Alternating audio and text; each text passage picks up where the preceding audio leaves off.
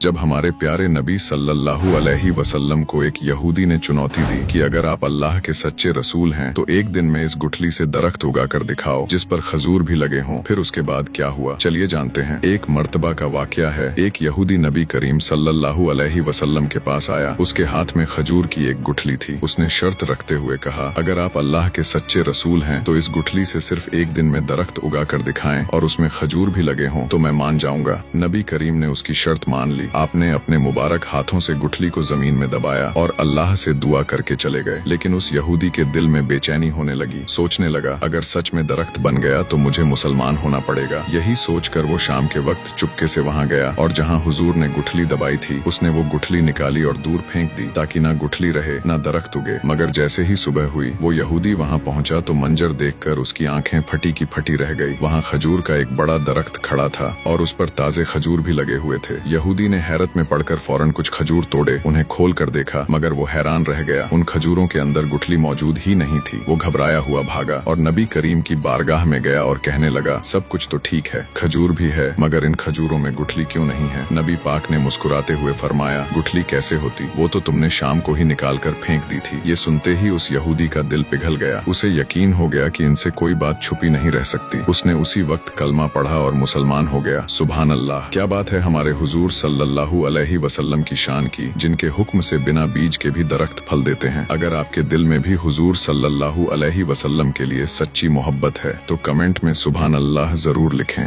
और like subscribe जरूर करें।